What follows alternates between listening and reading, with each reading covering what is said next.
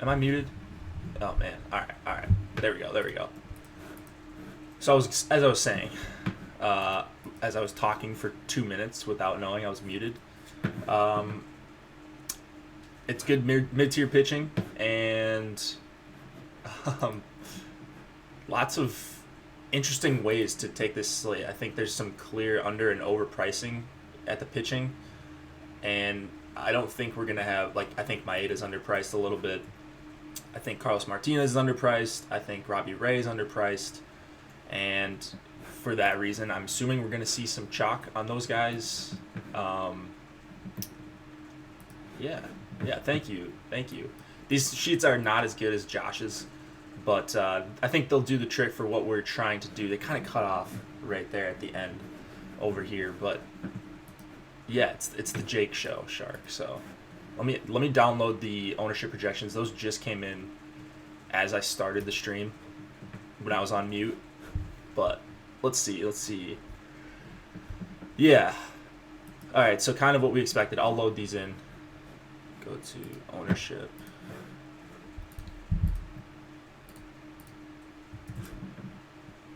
So that's for DK. Dang, Robbie Ray. Holy. That dude's going to be major chalk, apparently. And then Carlos Martinez, too. Spotlight pitchers are out. I believe Josh has the spotlight hitters out. He's going to be gone, if you didn't hear me say that. Josh is dealing with the family issue, so best wishes to him. And so if you guys want to reach out to him on Twitter, or you don't have to, he'll be back on Wednesday. I think that's what the plan is, but with family things like that, you never know. So hoping he's back on Wednesday. I'll be here Monday, Tuesday, Wednesday morning, and then hopefully we'll get Josh back for the live stream Wednesday night. So just some housekeeping stuff. Ownership projections are out, so if you are premium, you can go check those out. Rankings will be out a little bit later today. We'll be doing the daily game plan. Osmo will have his perfect pitcher article. I've got my notes right here because I always forget which article he's doing, so I have to remember which day of the week it is. And Monday, Thursday, perfect pitcher. Tuesday, Friday, top stack. Wednesday, Saturday, lineup card. Hey guys, all right, so we got some people in here. Look at this. All right, you guys want to get started or what? Let's do this. Let's go through this slate and just hit me up with any questions. I'll go for till about 10 Eastern, 10:15. We'll see how it goes. See how talkative you guys are and how long that I want to talk about this. So this is the infamous sheet I'm trying to copy. Sure. Yeah. This is the infamous sheet. I don't know that this is everything, but it just is kind of a good visual. Helps me do the night shift. Helps me just kind of get some basic information that I like to look for, especially this stuff for the pitchers. The only problem with this sheet though is when you download from Fangraphs the night before, they have a lot of starting pitchers that are wrong or teams that haven't decided on starting pitchers. So there's a lot of manual stuff you have to do afterwards. But other than that, the spreadsheet works. I'm actually working on building stuff for NHL too. So if you guys play NHL, I know we've talked about other sports, and Josh and Chris are holding down the NFL content.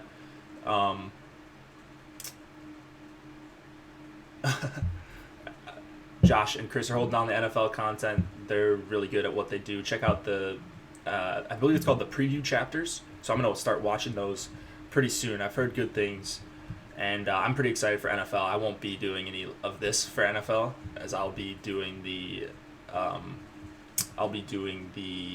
NHL side. But yeah, definitely you want premium for NFL. I know Osmo's going to get involved, obviously.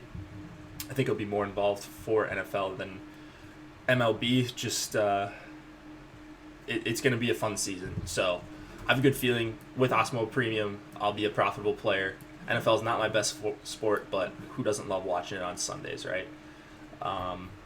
So NHL will be my thing. If you want to follow me and ride with me, the hot takes will be flowing. Oh yeah, the Giants stack.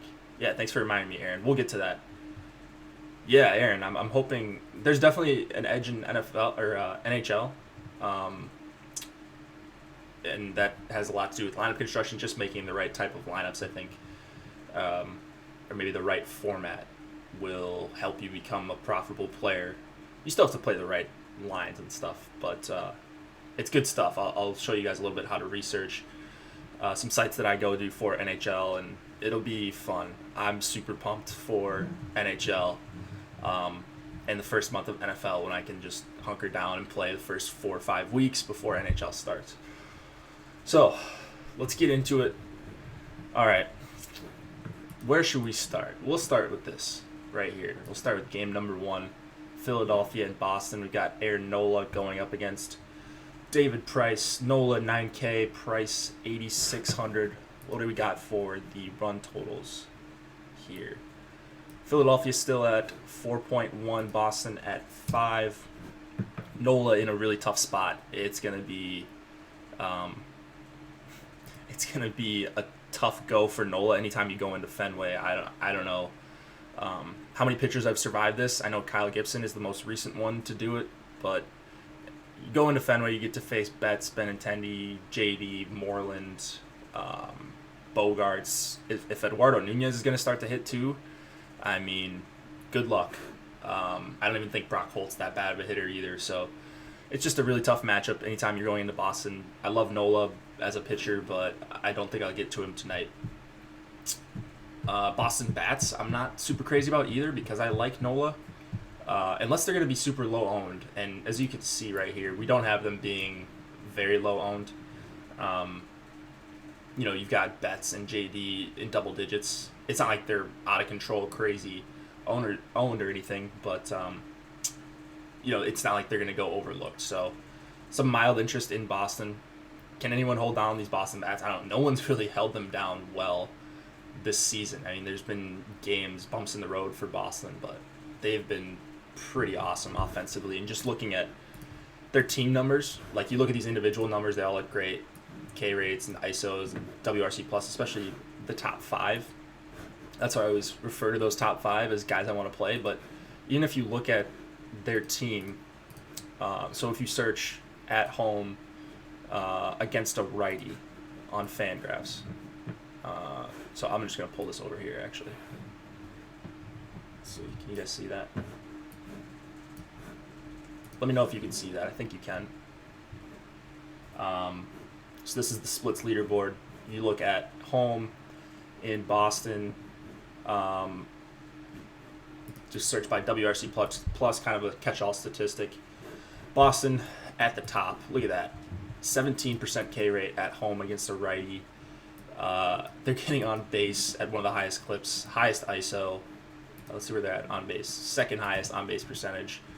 Man, they're really tough at home all season. Basically, all their guys are healthy, and yeah, it's just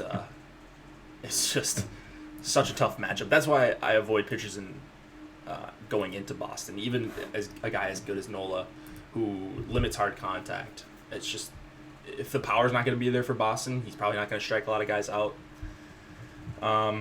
So yeah, that's where I'm at. That's kind of my rationale for being off of Nola. Not that that's some crazy hot take or anything. He's going to be very low owned, as you see here. Price for 8,600 on the other side. So if you go back to the sheet, actually, let's go back. If you go back to this, you look at Philadelphia against lefties.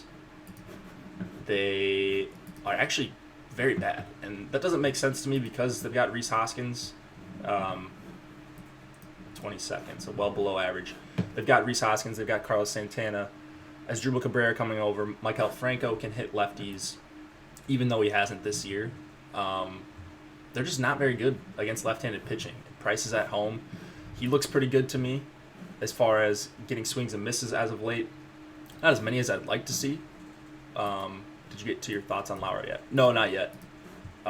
We got a few games to go to get to San Diego. This is a 9-game slate, so we're going to go through the 7 Eastern games first, and then just go in chronological order. So where was I at? Oh, yeah, Price. Hoskins, yeah, I guess he is reverse splits. I mean, he crushes both sides. Like, that's perfectly fine against lefties. he's got a higher WRC plus and hard hit percentage and all that against righties, but he should be able to hit left-handed pitching just as well, if not better. He just hasn't so far. So I do like Rhys in this spot. I like Carlos Santana. 37% hard hit rate for Santana. Doesn't really strike out. Price, well, he can get strikeouts. I think he's at about 25% against righties. He does give up some hard contact as well. So not the safest matchup for Price, but one where if you just go by the team numbers for Philadelphia against lefties, it looks like a pretty tasty matchup for a guy that's a minus 146 favorite. How do I get a sheet like that? A lot of frustration, and you have to know some basic things about Excel, like VLOOKUPs, and I don't even know what else. I mostly use VLOOKUPs to get all this, as you can see.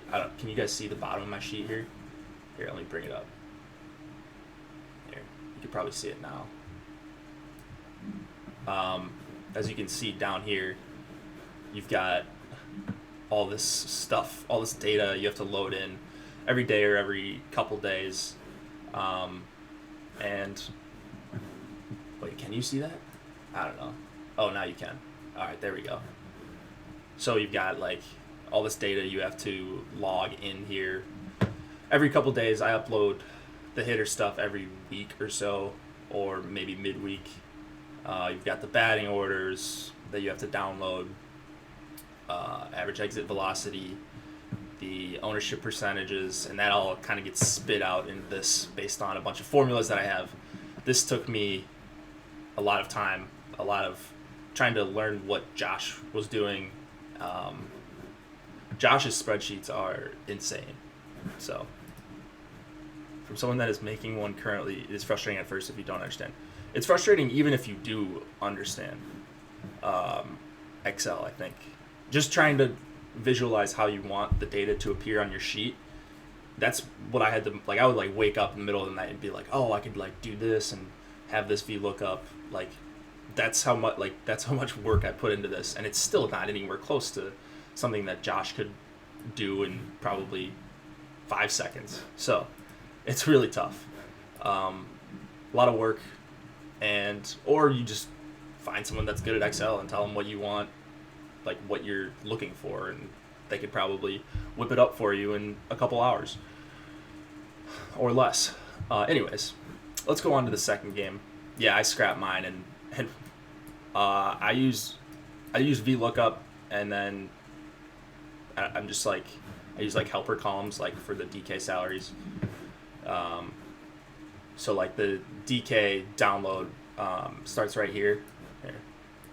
You have to change some of the names too. It gets a little frustrating. I don't have formulas for that. So like the DK CSV is right here, but I have all the data that I want right here, just like equals K3 or whatever, and then it goes right there. So then I can VLOOKUP Trevor Bauer, look up his position, salary, blah blah blah blah blah. You know. So. Oh, thanks, Aaron D. I appreciate that. Yeah, I mean, we want you to do your own research as well, but if you don't have as much time and you're just watching these shows, I think that it should be helpful for the most part. Yeah, so thanks, guys. I appreciate that. Josh appreciates that as well. All right, Miami and Atlanta. We've got Wei and Chen against Julio Teheran. Chen is 4,800. Not going to be owned. Teheran going to get some decent ownership. Not as much as I would expect. But anyways, we've got Chen against a bunch of power righties. The one guy that, or I guess a few power righties, and maybe some guys that you don't think are very powerful, but do have some pop, like Swanson. Camargo grades out especially well for me. 132 WRC plus. Oh, you guys can kind of ignore these point totals. This is not actually what I would project for a guy game to game. I inflate the hitter projections just so the optimizer will spit out hitter or prioritize hitters, I should say. So that's why these are so inflated that you might see from other sites. These aren't actually even accurate for myself yet, but Like, you see a guy like Mookie with a 21 point projection, and you'd be like, this guy is on drugs. Why is he projecting a hitter in MLB DFS for 21 points? But that's why. It's just because I purposely inflate, and you see the pitchers are kind of normal, 6.72. My projections are weird. I wouldn't try to replicate those because they work for me, but they might not work if you don't understand how to use certain optimizers. So, Chen is 4,800. Not going to play him here. I don't think you need to go all the way down to Chen. That's mostly the reason. He's very solid against lefties. So I'm not going to be targeting too much Freeman and Markakis, although they can hit lefties perfectly fine, as you can see. I love Tyler Flowers in this matchup. He's one of my favorite players in the slate. He's definitely my favorite catcher on the slate, so I'm hoping he is. I'm hoping he's in the lineup and it's not Suzuki, because I absolutely adore Tyler Flowers today. Acuna, same thing. I like Ozzie Albies a ton against Wei Chen. Chen's still got issues with hard contact, and that's not going to change, especially not to righties. Yeah, he's much more playable at home, I agree. Shark, Flowers, yeah. Derek Lowe. I mean, I wouldn't... All right, so Tyler Flowers lock, Tom ass. Flowers will bloom, nice, Randy Borman. I like that. So I wouldn't lock button a hitter on this slate. There's 9 games. I don't think you need to get that cute and go that all in on Flowers, especially when you're making 5-man stacks or 4-man stacks, just because you want exposure to a lot of different hitters. But if I was locking someone on the slate, if I had to lock someone, it would probably be at a catcher position and a guy that I think has the best matchup on the night. I think he's got a great chance to hit a home run. He might even be my home run call tonight on live stream, so tune in for that later tonight with myself and Chris. As I said, I'll be filling in for Josh until Wednesday. All right. Where was I at? Yeah, I like the Dodgers stack. Don't want to get too much exposure to these two these two right here, just because they're lefties. They hit lefties fine, but Chen has been pretty solid against them. Lowest xFIP on the slate against lefties, Wei Chen has. Tehran on the other side, he is fine for me, and especially at this percentage, 11%. I don't mind that at all. I thought he was going to be more like 20, 25, but he is not apparently. Maybe he will be as the day goes on. So the guys I'm scared of are really the top 4. You see some pretty solid hitters in here. WRC plus is above average. 100 is average for WRC plus, just for reference if you guys don't know that. Real Muto especially hits righties very well. Look at how hard he's hitting them. Not striking out. Bohr strikes out, but he crushes them when he makes contact.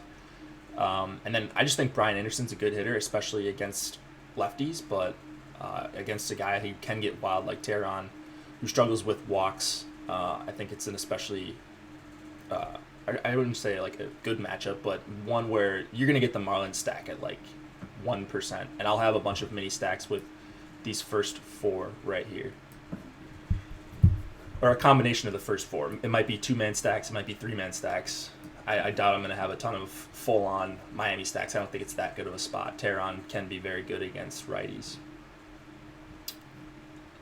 All right, let's go to the next game. Cleveland and Minnesota in my my hometown here, Minnesota. Great weather outside. I've actually yet to go outside. I just woke up and then got some coffee and I started doing this. But we've got 81-degree weather here today. Humidity not very high. That's good for me. I hate the humid weather, and I'm sure it's miserable to play baseball when the sun is beating down on you and you add in like 85% humidity. That sounds like hell. There's just no reason to be outside when it's like that. Anyways, Shane Bieber. These are the projected ones. So you can get these. These will change throughout the day too. So yeah, it's premium. Oh, it's premium right now, but so early in the day, if you're tuning into this, you deserve to see kind of a premium tool. These will get updated. So If someone gets scratched, the ownership will then be given out to other guys, and the guys behind the scene do a really good job at gauging ownership. There's always some misses here and there, but for the most part, especially when looking at chalk and identifying who's going to be the chalk pitchers and hitters, our ownership projections, I think, are phenomenal. So I use them in my research. This is not just me trying to talk up our company. I think they are the best in the industry, and I will continue to use them no matter what. These are some pretty phenomenal projections. So they're going to be the same way for other sports. I know that. They're just fantastic. You'll never hear me say a negative word about our ownership projections. All right. Cleveland, Minnesota, Shane Bieber, guy who struggles with hard contact. As you see, 47% for the season. Gets squared up very, very well. And you've got some hitters in this Twins lineup that, they lost Escobar, but you look at Rosario and Jorge Polanco, those guys both look like phenomenal plays to me. See, they've got good values on DK for me. And you can tell why. Rosario doesn't strike out, makes a ton of hard contact. Polanco, a 500 on-base percentage against righties this year. Small sample, but he does have some pop as well going back to last season. And, he was on steroids, though, at some point. So I guess maybe he doesn't have as much pop as you think because he got banned for 80 games. Twins fans here were not happy about that. Let me tell you that. Logan Morrison is also a fine play for me. I'm not ready to jump on to Miguel Sano. I just don't like him against righties. He's really frustrating to watch against righties. Anyone who has a decent breaking ball, he's a strikeout candidate for. So I can actually see Bieber being okay in this game, but when he gets hit, it's going to be really hard, as it has been all season. 47.5%. That is kind of crazy. Irvin Santana on the other side threw 95 pitches? 97 pitches in his first start of the year. Struck out 5 in 5 innings. That's a perfectly fine start for him, but this is Cleveland, different animal. The top 3 I absolutely love. I think I'm going to be able to get to these prices pretty easily. 56, 57, 46. There are some cheap guys I like. The mid-tier, if you go with 2 mid-tier pitchers on DK, you're going to be able to fit them pretty easily. I think at least those top 3 you can fit into Melky or Jason Kipnis pretty easily after that. And Yan Gomes, I know his WRC plus is bad, but making solid contact against righties when he puts the ball in play. The problem is he doesn't really put the ball in play that often. So Santana's kind of in a void for me. This Indians team, I like to full stack it. They don't have the most power, but they do get on base extremely well. All right, Colorado and St. Louis. We have Tyler Anderson against Carlos Martinez.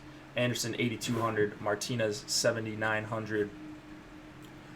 3.7 run total for the Rockies while it went down.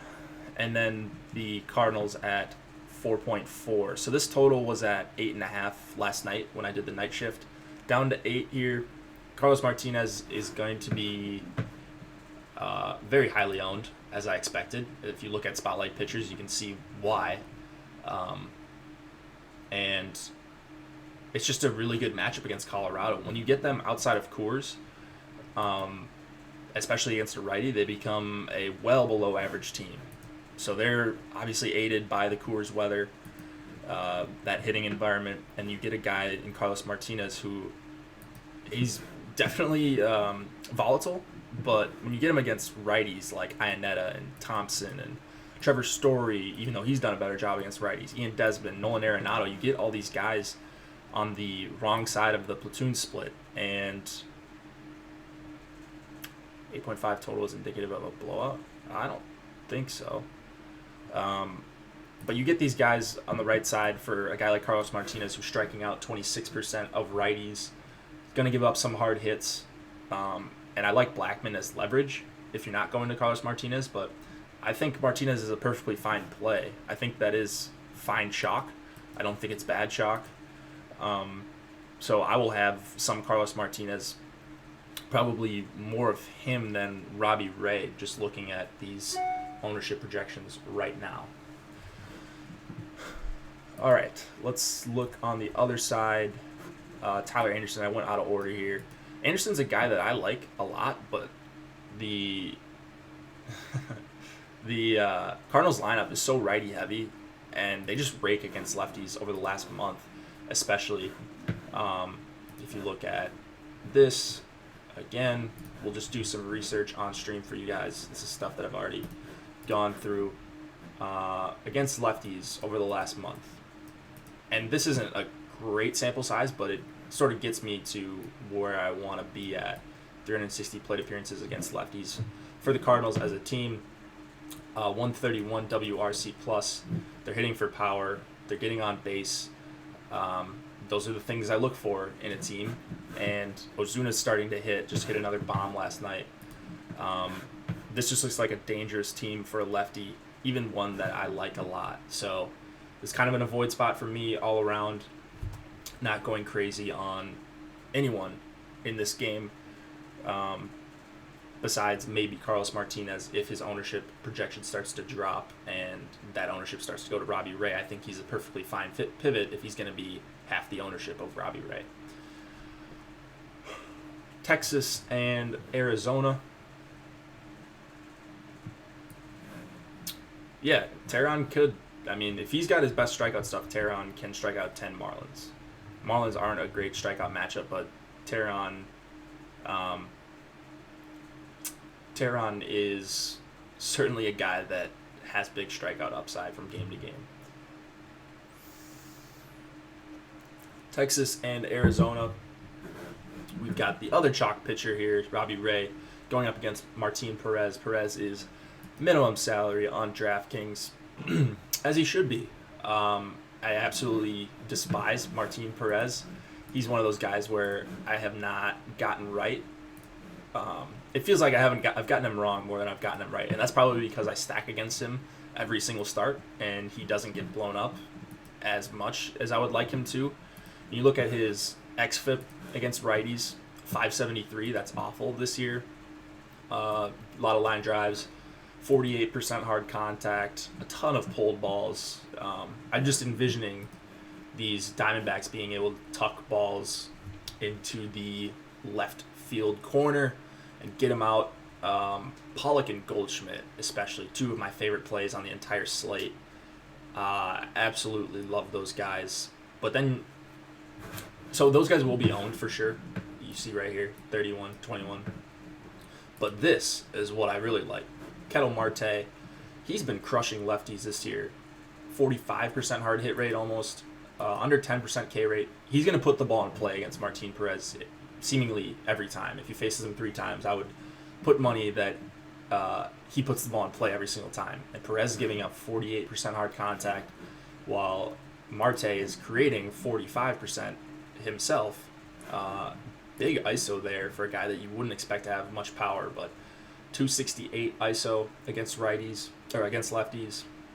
This is a play that I love in the context of a stack because he's going to go under owned. I think Goldschmidt and Pollock are they're the clear chalk, and they should be, but I think he should be chalky as well. Souza's not being recognized. I don't know what he's at. Anyways, I'm assuming Souza's in this like 10 to 12% like Ketel Marte. So the stack as a whole is not crazily owned. If you ignore this 56%, they're at about 60, what is that? 68% in total, which isn't terrible chalk for a 9-game slate. And that's mostly in 2 guys, Pollock and Goldschmidt. So I love the Diamondbacks. I'll be having a ton of them. I'll be having a ton of Pollock and Goldschmidt, that's for sure. I think they're 2 of the best plays on the entire slate, so I can't fade them. They're just way too good of spots for them. He does get a lot of ground ball double plays. He is pretty good at that, but that's usually against some subpar hitters. A good hitter against Martin Perez, a good righty especially, I'm going to take every single time. It's like the Eastern Bloc version. Yeah. He does generate a lot of ground balls, though. Is there a major difference between K per 9 and K percentage, or is it just preference for you? I think it's just preference. I like... so, like, if you're going through and projecting each pitcher a certain amount of innings, maybe K per 9 is your best bet, because if you're projecting 6 innings for a guy that does 9 Ks per 9, then he's going to have a 6 strikeout projection for you. I just use K percentage. I come up with a formula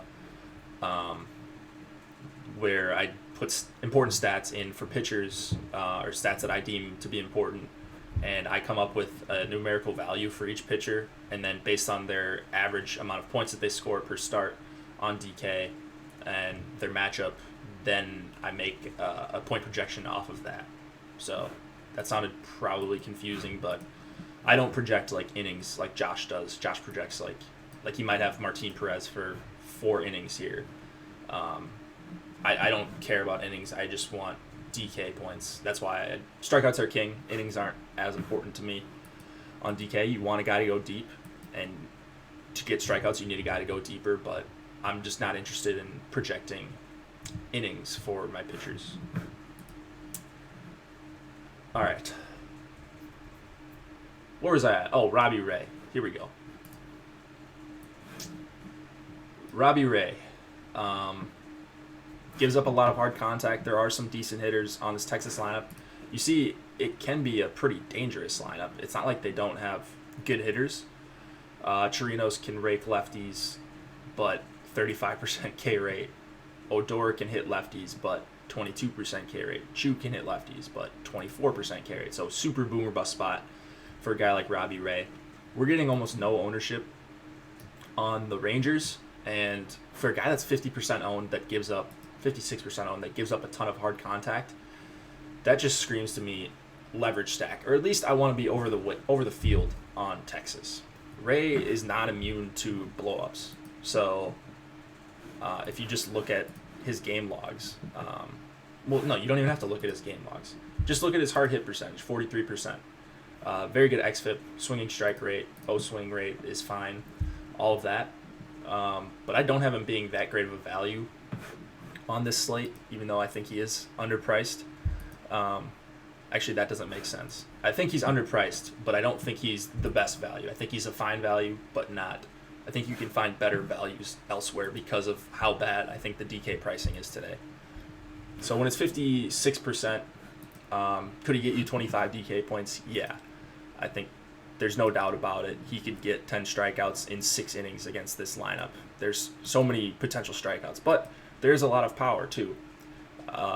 Adrian Beltre has been back to hitting lefties a lot better as of late. Elvis Andrus should be able to hit lefties. As I mentioned, Robinson Chirinos. I like Profar against lefties quite a bit. So there are some hitters that I like against Ray as leverage. And if they're going to get no ownership, then I'm interested in them at these prices on DK.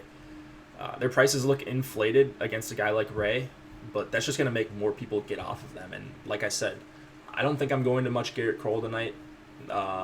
So it's going to be pretty easy for me to get in a Rangers stack that is a little bit overpriced, but not priced out of play.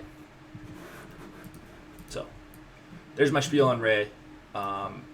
He's a perfectly fine play. I think he's got potential for a 10 strikeout game.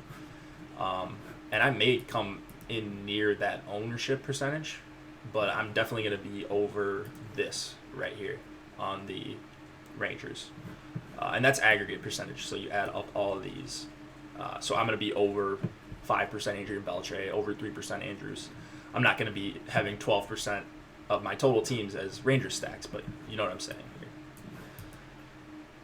Next game, Toronto and Oakland. We've got Marco Estrada against Edwin Jackson. This total's gone down a little bit too, or maybe it's just moved to Toronto's side. Estrada 5,300, Jackson 6,300. A 4-run total for Toronto, 4.6 for Oakland. This one is not all that interesting to me, besides a potential Oakland stack. So Estrada giving up a lot of fly balls. You look at the hard contact number, it doesn't look that appealing, but I love righties against Estrada, fly ball righties. Chris Davis, especially. Matt Chapman, I love as well. And then the lefties can certainly hit him too. Olsen, just huge power. Jed Lowry's got a ton of pop. Stephen Piscotty, I think, makes for a fine play. Nick Martini has impressed so far. It just looks like a pretty solid setup for Oakland. And if they're not going to be super highly owned, all these guys under 10%, that's appealing to me on a slate where a decent run total, they're at home. It's not a great hitting environment, but that total tells me I should be higher on them than what I thought last night, especially against a pitcher like Estrada, who I'm not super worried about stacking against ever. Jackson, on the other hand, against the Toronto Bats, mostly an avoid. I'm avoiding Edwin Jackson. I don't think I need to go to him. I thought he was going to be higher owned, but only 4%. Not a great leverage spot for these Toronto Bats, so I thought it was going to be sort of a leverage play against a chalky Edwin Jackson, but looking at some of these other pitchers, there are a lot better options than Jackson. I think most people will recognize that. If I was going to one hitter, it would probably be Justin Smoke for 4,200. I like him against Jackson quite a bit, but just not a very fun game as far as Toronto against Edwin Jackson. 103 in Arizona for Robbie Ray, super hot. Yeah, they're going to close the roof, I would suggest. I actually think Marco finds his way tonight. I might take a flyer on him at 1% ownership. That's fine. If he makes your lineup work, I'm not going to exclude Estrada from the player pool. There are some strikeouts in this Oakland lineup, although less than you would expect. If Chapman's not striking out against righties, Davis only 25%. That's as high as it goes. The big strikeout guys do have power, so it's just not a great matchup for Estrada. If he makes your lineup work at 5,300, I think I prefer him over Wei Chen and Martin Perez, who are the other guys in his range. So in that sense, I don't mind it at all, but not going to be a guy I'm going to be over this on. Let's go to San Francisco and San Diego. We've got Derek Holland going up against Eric Lauer. Holland is 7,600, Lauer's 42.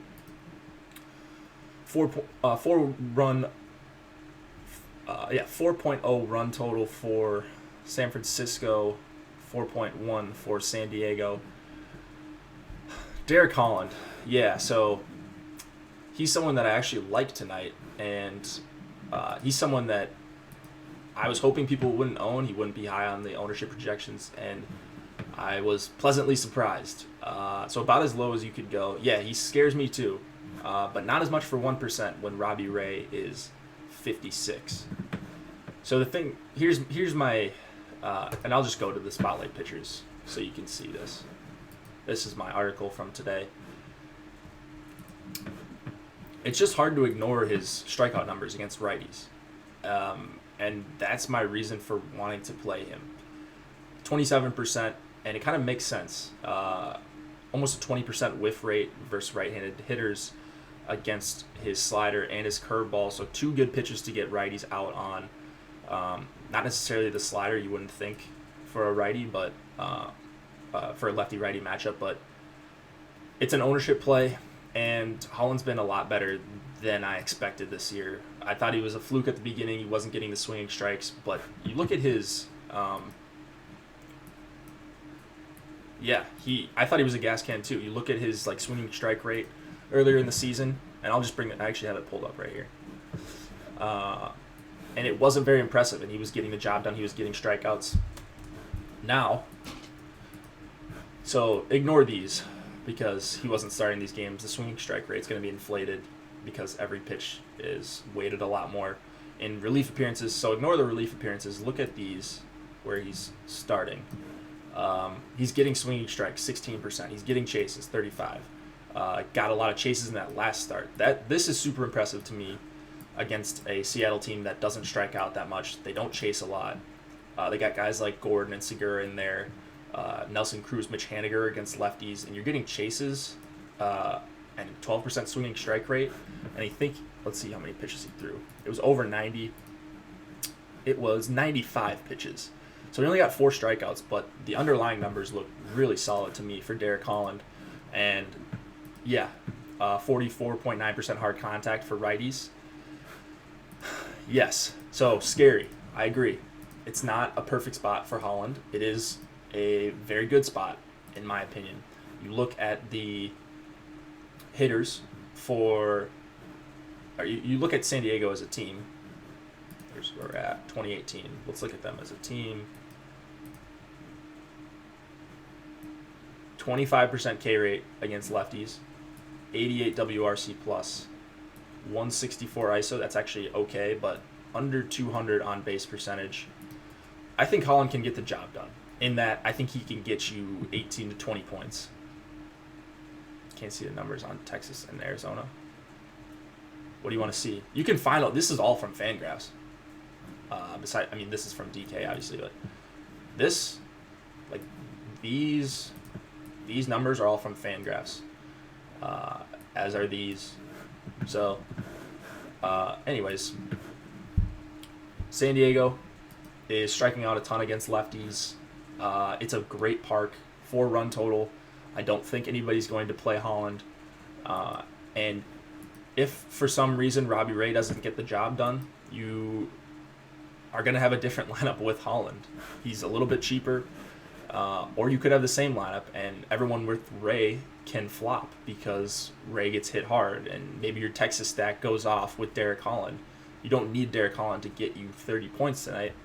You just need him to be better than one of Martinez or Robbie Ray at 135th of Martinez's ownership and 156th of Robbie Ray's ownership.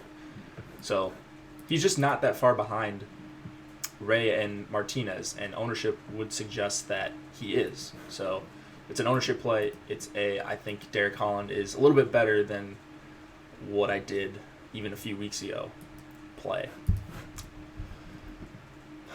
I'm in if it's 1%. Exactly. Agreed, Sharp. 100% agreed. And this projection will go up, and this value, that'll go up as the day goes on, for me. Other side, Eric Lauer. I think this guy is pretty poor as a pitcher. But DK decides to never price him up. And he's pitching in San Diego, so he's going to get a little bit of ownership. 12% we're projecting right now. I would expect him to be on that for the duration of the day. Lauer on the season against righties, 21% K rate, that's perfectly fine. In fact, pretty respectable. But 32% line drive rate, that's one of the highest on the slate. 42% hard contact in total, very little soft contact. XFIP is fine. I just don't think... I think Lauer is going to get squared up a lot tonight. And if he gets lucky and gets a lot of line drive outs, then I'll just take the L. And if Lauer is 4,200 and he's going to be the guy that gets you 15 points, I'm just going to lose tonight. But if not, I'm going to have a lot of McCutchen, Posey, Longoria. You look at these three guys, how they hit lefties. They grade out well for me, all above a 3 value, which is a good value in my model. Even Chase Darno, although his sample is very small. So, wow, Darno 24% ownership? Dang, I did not see that. But he's 3,300 leading off against Eric Lauer, so that's why that is. Anyways, I don't think Lauer is very good at all, especially not against righties, and I respect a lot of these San Francisco righties, especially 3, 4, and 5. So that's where I want to go for a mini stack. Longoria at 7%, I think he should come in a little bit higher than that, but this is the sweet spot of San Francisco's lineup. Yeah, love McCutchen as well.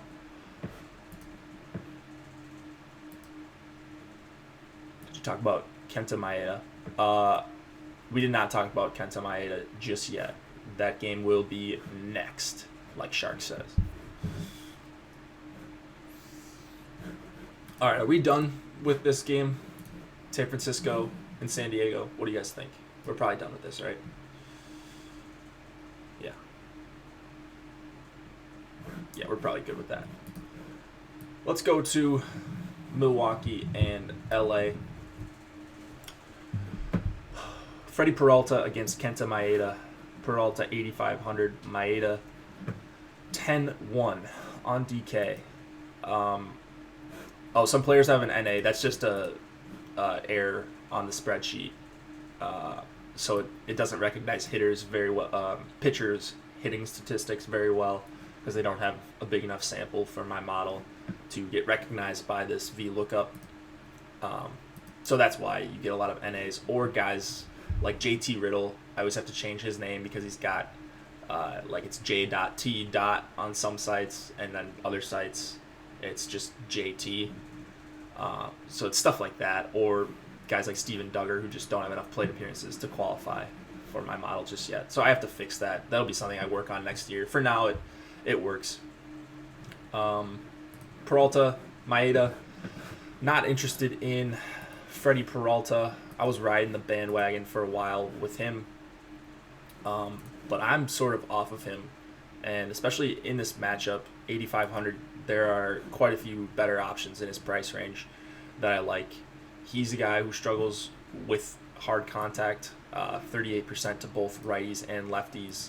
Can strike either of them out, but it looks like he's getting figured out. The swinging strikes haven't been there for him over his last couple starts. And this Dodgers lineup is death, honestly. So I'm not going to attack them with a guy that I think is regressing pretty hard right now. I am going to play a ton of Dodgers bats. This I love to see right here. Absolutely adore that right there. 6-3-3, 1-2, 1-2-2. That is music to my eyes right there. I absolutely love that. So I'm going to be playing a ton of Dodgers. Anytime they're low owned, a team this deep with good hitters. Look at these WRC pluses. Just look at that. Top 8 for them against right-handed pitching this year. Everyone above average and well above average. 117, Cody Bellinger. These guys all either get on base or have power or both. So, I mean, I'm just not playing a righty against the Dodgers anytime soon. That's not named maybe Max Scherzer. So, I love the Dodgers. Peralta hard contact percentage. Which Peralta? Oh, Freddie? Can you not see this? 8,500. Yeah, I think you can see that. I'm looking at myself, trying to talk at the same time. All right, there we go. Yeah, 35.8% on the season for Peralta. It's about the same against righties and lefties. Yeah, the Dodgers, I agree. Muncy GOAT double dong watch. Oh my gosh, Derek Lowe. I love it. I love it. Look at Muncy. Okay, when Josh gets back, how can you not like Muncy against righties? Sure, he strikes out. Okay, who doesn't in this day and age? 382 on base percentage, 43.7% hard hit percentage, 328 ISO, 155 WRC plus. Yeah, you could say he hasn't been a good player for his career, but I'm pretty sure if you look at his career numbers against righties, he looks well above average. This is just for this year, so he's obviously raking. I don't know. We got to get on Josh more for this Muncy hating nonsense. He needs to get on board, and he has been lately. But yeah, Muncy is fantastic. Machado as well. Jock against a righty. Like, this lineup is. You should never have this against a guy like Peralta who has this. He's not getting a lot of chases. If he gets behind, there could be walks. He could be putting guys on base. And there's just way too much power in this Dodgers lineup to not want to have a piece at this ownership, in my opinion. Maeda on the other side, 10-1. Looks like a fantastic play for me. We'll just go to Spotlight Pitchers. And this is what I wrote. Opposing team total has gone up 1/10 of a run to 3.4. Brewers added another power lefty in Moustakas, but they still have a bunch of guys that strike out well above average against righties, and then you've got Peralta in there as well. Swinging strike rate is awesome. O-swing percentage is awesome. He's just such a good option as a minus 145 favorite. I think he's going to have run support as well. Maybe gets to pitch some low-stress innings. And, I just don't know what's not to like. I think he should be... I don't think that Ray should be 5 times the ownership as... or what is it? 4 times the ownership? I was looking at FanDuel there. So 56... Yeah, so if it was 14%, it would be 4 times less ownership than Robbie Ray, which is kind of ridiculous. I think Maeda should be around the same percentage as Ray and Carlos Martinez. So I'm going to have a lot more than 15% if this sticks. He just grades out as the kind of pitcher I want to use. And the only issue with him is that he doesn't go very deep. But for 10-1, you don't need him to go past 100 pitches or even get to 100 pitches. He can be really efficient at times. And against the Brewers lineup with a ton of swing and miss in it, I just love it. So if he's not going to be even one of the top 2 highest owned pitchers on the slate, then I'm going to have a ton of Kenta Maeda. And I honestly don't even want to recommend any of these Brewers hitters because I feel really good about Maeda tonight. So they have guys with power like Yelich, like Moustakas, but I don't think I'll be going there tonight. All right, let's go. Last game of the night. Let me just read these. As a Cubs fan, I hate it. Yeah, this Dodgers lineup. Yeah, as a Cubs fan, I'm a Cubs fan as well, even though apparently I'm the Twins homer. But yeah, as a Cubs fan, this is scary as hell.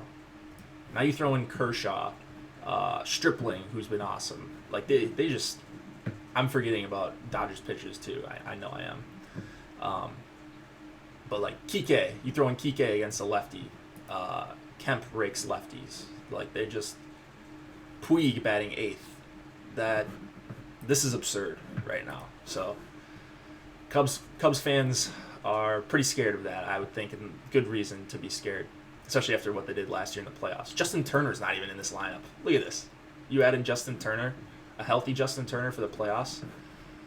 Good luck with that. Any other team in the MLB. All right. Let's go to last game of the night, Houston and Seattle. We've got Garrett Cole and James Paxton. Cole for 12.8, Paxton for 9,600. I think both of these guys are probably a little bit overpriced in my eyes, especially Cole. 12.8 in a subpar strikeout matchup on the road. It's a good pitcher's park. And I'm not saying Cole can't get strikeouts, but I don't think he's going to be worth it for 12.8, honestly. So this projection will come way down. I do a lot of manual shifting in my projections to just to make them more realistic. That's not a realistic projection. That's why I said don't try to duplicate my projection systems. It's all relative, and Cole will not be projected at 29 points for me. So this game, as far as hitters go, man, I don't know that I would go anywhere. Maybe Nelson Cruz. I don't even want to stack against Paxton. He's 9,600. Looks like he's going to get very heavy ownership, which I know he's a good pitcher. He's at home. It's a 3.6 run total for the Astros. And this Astros lineup is watered down, so I can get to Paxton myself. But I don't know about 34%. Like, give me Maeda for 500 more on DK. Pricing is not a huge issue, as I've said a couple times. He shouldn't be half the ownership of James Paxton, in my opinion. So that's pretty much it that I have for that game. Hitters, not super interesting. Holland does let you do a lot on FanDuel. Corey Seager. Can Seager come back? I don't think he can. Right? Isn't he out for the season? So the problem with Seattle is Cole has issues with power lefties, and they don't really have lefties that hit for power. Gordon, Span, okay, Seager, yeah, 3,200, but look at these guys in this lineup. They're just not a super powerful lineup, especially in that park. I don't know. It's just kind of an avoid spot.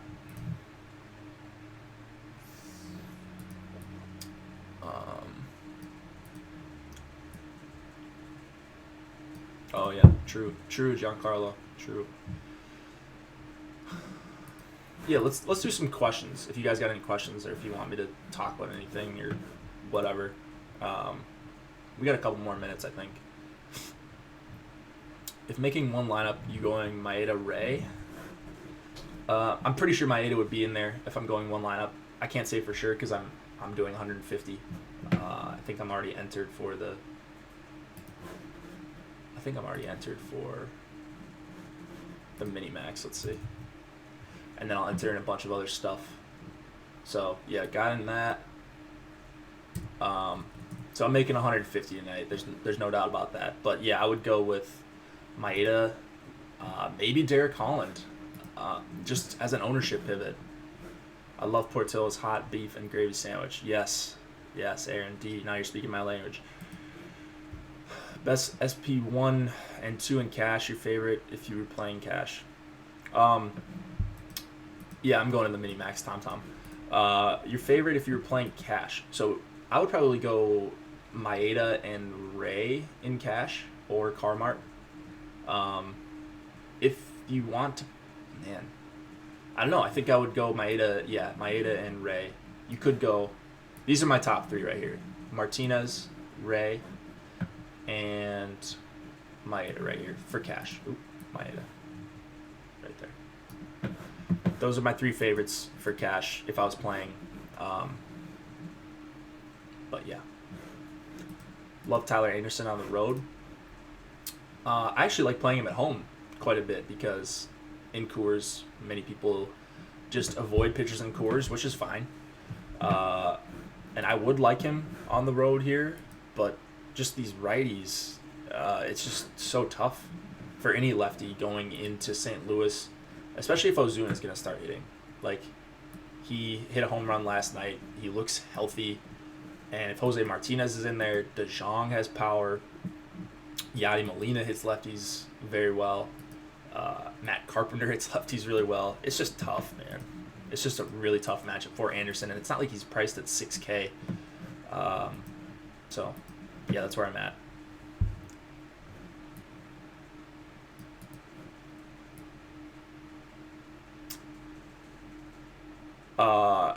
Your model doesn't show your ownership projections, just projected for others. No, these ownership projections are the Osmo.com ownership projections. So what you're seeing right here, this is from this page. Where we at? Right here. So this is from yesterday. This is from this page right here. So if you are an Osmo.com premium member, you can just press copy, upload it. This is what I do. I upload it to my ownership tab down here. Go in here and just go like that. And everyone gets put in real nicely. I've got a VLOOKUP, so it recognizes the name, puts the ownership percentage right here, and looks nice and pretty like that. Not as pretty as Josh's sheets. I'm not trying to be like Josh, all right? So don't tell him that I'm stealing his shtick or anything. I just wanted to give you guys something to look at. I know I said last time when I was alone that I would try to give you some spreadsheets, and I've made a lot of progress, so I wanted to see if I can go through a show and maybe you guys like what you see here.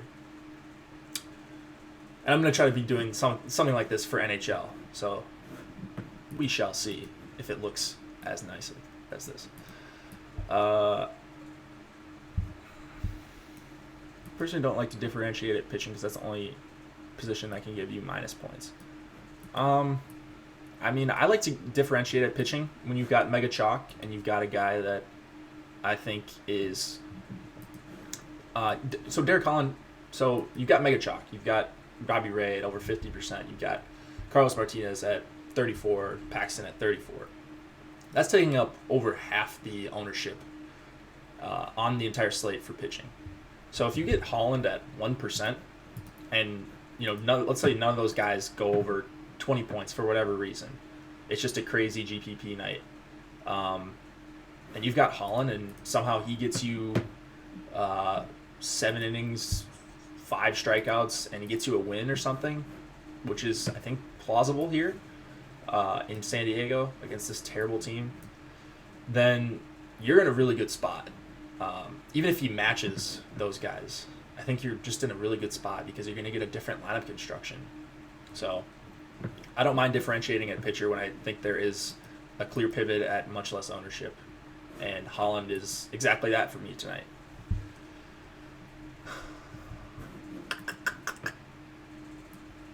Cardinals not great against lefties. They're better against righties.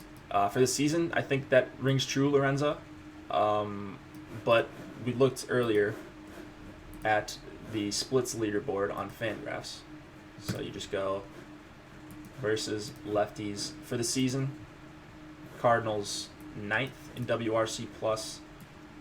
Got some power, all that. You go by the last 30 days. And they rank 5th. Hitting for more power. Getting on base more. Striking out under league average. I mean, they look pretty solid against lefties.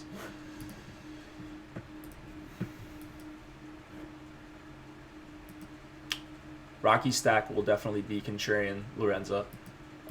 If he's the guy you least like, then by all means, fire up a Rocky Stack. It's not like they don't have good hitters. If Carmart's off and he can't strike out those righties, it could be a long start for him.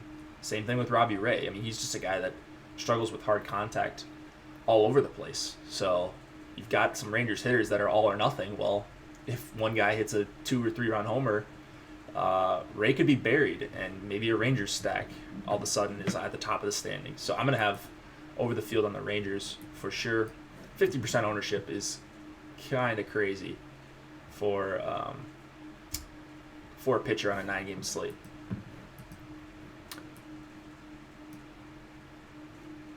Yep, lineup construction is the point. I agree. TMCB. I like that. Yeah. Even if you're on the same stacks as the public, your constructions will have more opportunity to be unique via salary. 100% agree. 100% agree. What stack are you starting with in a single entry DK GPP? And I would probably, in a single entry, I like to go 4-4, 4-3-1 on DK while everyone else is rolling out these full 5-man stacks. And I mean, I have some 5-man stacks, but when I optimize, I don't just automatically throw in 5-man stacks because it seems like that's just become the popular thing to do. And like I said, I want different lineup construction. I want these one-offs that hopefully double dong or have 2 or 3 extra base hits. And you can't always do that when you've got a 4-3-1. If no 5-man stack goes nuts, you could be in a good spot on a big slate like this. So if I was going with a 4-4, I would probably start with the Dodgers at low ownership. So you see Jock went way up after I put those new ownership projections in. But the rest of this team, super low owned. And I love that right there. So I'd probably have some sort of Dodgers stack. Good team, low ownership against a pitcher that is regressing. Lauer in play. I mean, I suppose he's in play. I think I would rather go with Marco Estrada, honestly, than Lauer. I don't see Lauer being able to strike out these Giants. It is a good park for him, but it's also a good park for Estrada. And Lauer's going to get ownership, and Estrada is not, it looks like.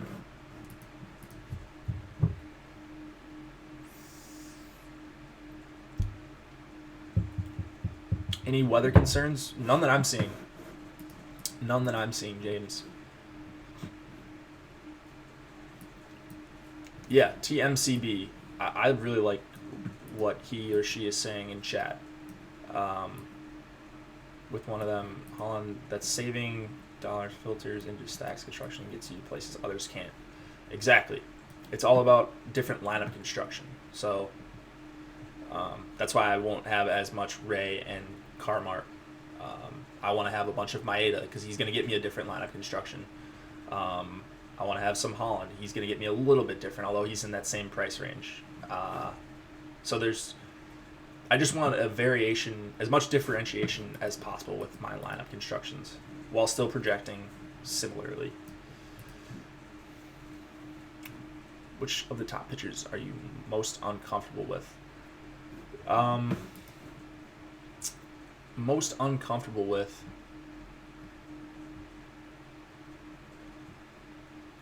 Probably Ray, just because he gives us so much hard contact. And, if for some reason Colorado's rolling out a bunch of lefties, that would make me uncomfortable with Carmart. But yeah, right now I think it would be Ray, just because I've seen him get blown up. I know Texas has some very good power hitters in their lineup. It's completely boom or bust for him, and that's why you're getting 56% ownership. Now he's gone way down. All right, so he's gone down to 29. So they flattened out the ownership projection. Maybe wasn't as chalky as we initially said. But anyways, it would probably be Robbie Ray for me as the guy I'm most scared of because of that hard contact.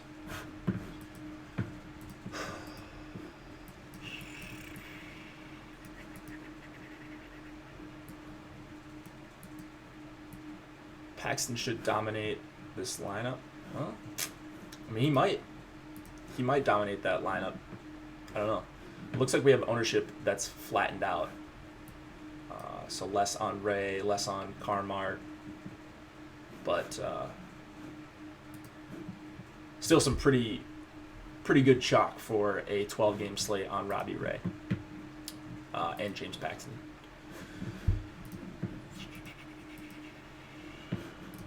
Oh, wait, did I put in the FanDuel ownership? Jeez. God, I'm a donkey. That's exactly what I did. Let's see.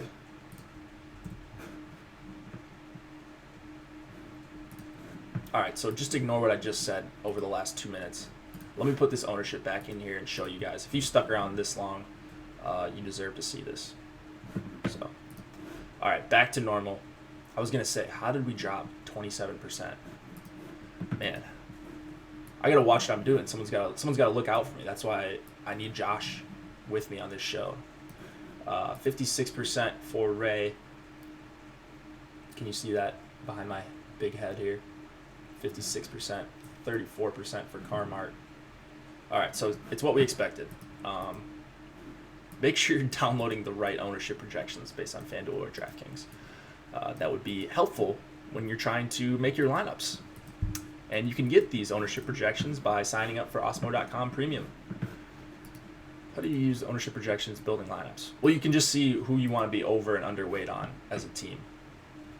So that's how I use them. Like for the Dodgers, I want to play. Like if the Dodgers are going to be a stack that's going to be 4% owned, and I want to be over the field, I might play 8% or 12%. So that's how I look at it. Or if I think a guy is going super under-owned, one-off hitter, then I'll have 20% of a 3% owned guy. Real Muto, I like Miami one-offs. Let's see where they're at for me.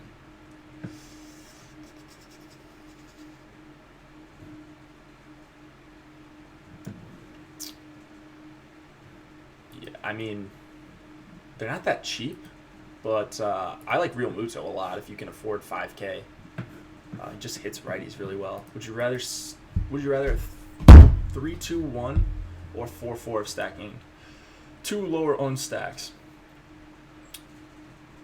I mean, I like the 1 chalky with 1 lower owned. Like, if you really love the... Who's chalky? If you really love the Braves, right here. If you really love the Braves, but and you wanted to do a 4-man stack with them, if you do a 4-man Dodgers or something, you're going to be way different because these ownership projections, these ownership right here, if these were all true, if you have a 1%, a 3%, a 3%, and a 2% guy in your lineup, they're going to be different regardless of who the other 4 spots are. Even if you play Ray, Martinez, and the 4 other chalkiest guys on the slate, you're just going to be different than 99% of the field right there.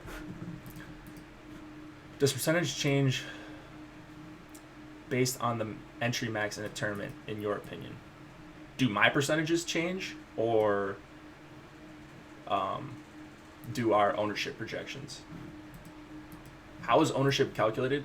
That is behind the scenes. I don't do the ownership projections. That's Tom and Alex work on that. They have a model, I'm sure. I don't know what goes into it, but it is incredibly accurate. A lot more accurate than what I've seen in other sites. And I think it's the best, like I've said. So I just absolutely love our ownership projections, especially if you're MMEing it. It does wonders for me.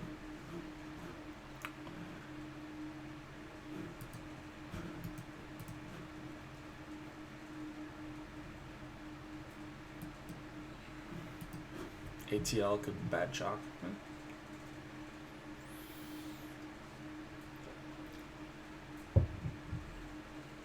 You guys got any more questions? Yeah, very close ownership percentages every night.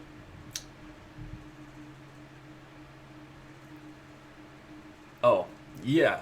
I think the chalk is chalkier in lower entry limit tournaments because people want to play the best plays. Maybe not that different from 150 to 20, but like 20 to a 3 max. I think in a 3 max you want to be even more contrarian because the chalk is going to be even chalkier in those kind of tournaments.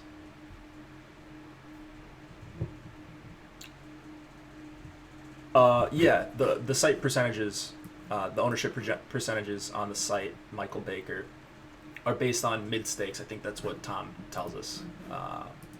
And next time he's in chat, just someone ask him just to make sure. But that's what he said one time. I'm assuming that's still rings true today. So for like mid stakes tournaments, a tutorial on how to use. There is not a tutorial on how to use. We're working on stuff like that, like tutorials. Just super busy time right now with NFL coming up and NHL for myself and baseball sort of winding down, but we still got some money to be made, right?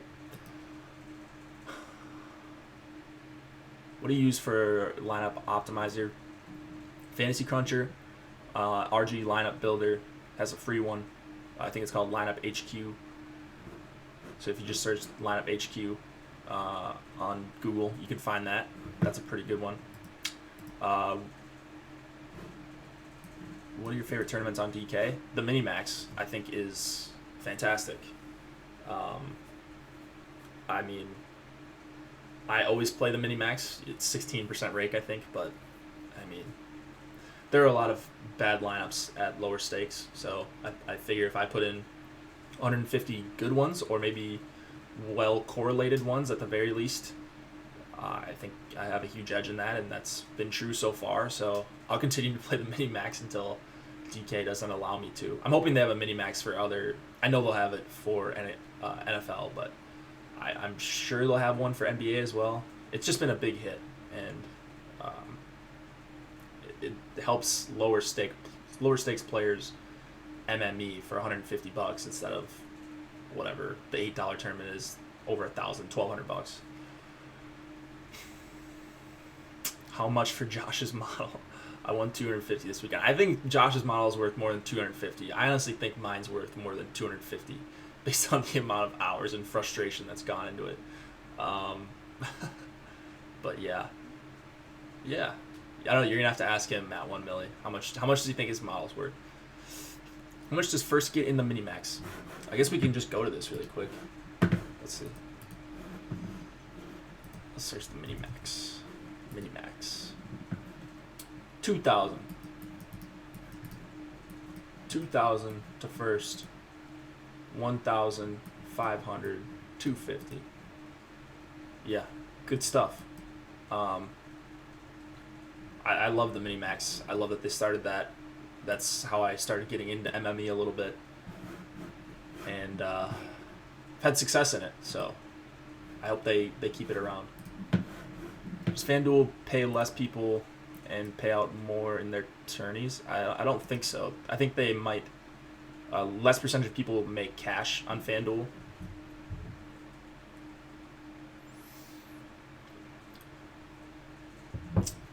For my model, do you insert all of your own equations and such? Yeah, that's just weighting stuff differently on Excel. So you've got like the pitchers right here. So this is the pitchers tab. These are all the pitchers for today. Come up with like a relative point projection here, and that's based on stuff that I put in over here. So this is straight from FanGraphs. I got their opponent, their pitcher output, all that based on an equation that I came up with. Super simple, actually. You can come up with your own. I mean, are the Indians chalky tonight in your opinion? In my opinion, I mean, it looks like they're going to be pretty chalky, those top 4 especially. So we can look right here. Yeah. Those top 4 you see, and then it drops off. So I would assume they're going to be pretty chalky, just going up against Irvin Santana in a good hitter's park. It's hot here. Decently hot in Minneapolis. Houston bats. Houston bats are going to see very low ownership, it looks like. No one's going to creep over like 5 or 7% Gaddis. I mean, whatever. Yeah, I mean, you can... these projections aren't going to do much for you. You need to learn how to manipulate the optimizer to get you what you want. So that's what I would say about these projections. You could use whichever projections you want and be successful if you know how to get the percentages you want. I like to prioritize hitters, so my projections for hitters are increased or I should say inflated on purpose. So yeah, FanDuel, they've got some issues, more than just their pricing and payout structure.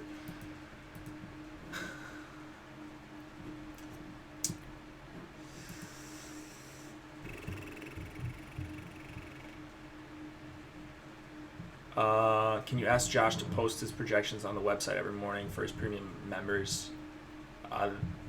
We don't know what we're doing for projections for any sport just yet.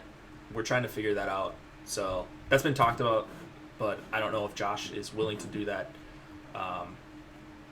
Josh is too fast on the optimizer. Yeah. There's free optimizers all over the place, guys, too. May not have all the features. Favorite batters under 3,400 on DK. Let's look at hitters. Let's look at best values. Oh, Robinson Cano. Yeah, can't play him. Favorite hitters 3,400 and under. Tyler Flowers, right there. Bang. Love him. RG lineup HQ, they have one. I don't know if I'm supposed to be saying that, but they do have a free optimizer, and it works. So, yeah, thank you, Giancarlo. I'm glad you like my approach. I think Josh and I, we go together pretty well. I'm loving Flowers. Yeah, love Flowers. Weather issues in Atlanta today. I'm not worried about them. I think they should be okay there. I don't know if you saw something on a different site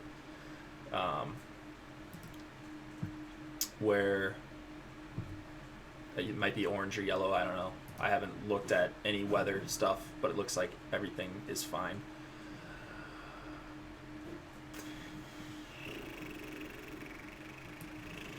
When we doing single entry every night, we're using Excel. Yeah, I was still using Excel, but it was a little bit different of a process when you're single entering. But still, ownership projections for single entry are super valuable. So, lineup HQ on RG, Roto Grinders. Sorry, I know Chris would be mad if I said roto grinders on the stream, but they do have an optimizer and it works. So if you want to get into MMEing, if you want to play that mini max, you can get 150 lineups.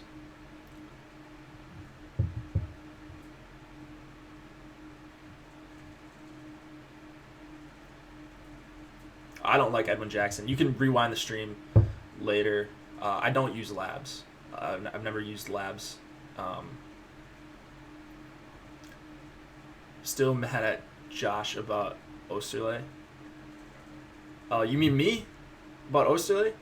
Yeah.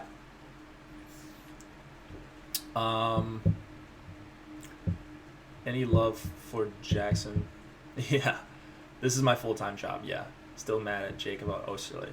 Yeah, man. That was an interesting night. Good old Jordan Osterley. Perella? No, I like Holland, so I'm not really on the Padres bats. If I was on one, it would be Will Myers, though. Garrett, did I answer you? This is my full-time job. Pop-up storm, but if anything, no worries, it'll play. Thanks, Aaron D. All right, sweet. So that should do it, guys. If you've got any last-minute questions, I don't know how long. Hour 22, man. It feels like I've been on here for like 20 minutes. You guys make this go quick, so thanks to everyone that showed up in the chat, gave me some content to work with. I'm assuming these spreadsheets weren't a complete dud, so I'll bring these back tomorrow and Wednesday. It'll just be me. Thanks, Will. It'll just be me for the next couple days in the morning, and then myself and Chris on the live stream. So good luck on this slate. Hit me up on Twitter in my DMs if you want. I opened them this weekend. I thought I had them open, so that's my bad if you DM me or try to. But yeah, just DM me if you got any questions about like Excel or anything. Like, I'll be glad to help. So I want you guys to get better as much as I want myself to get better, and I learn from you guys as well. So thank you guys. See you back here at 6 Eastern. Get some research in. Come back and chat with myself and Chris tonight.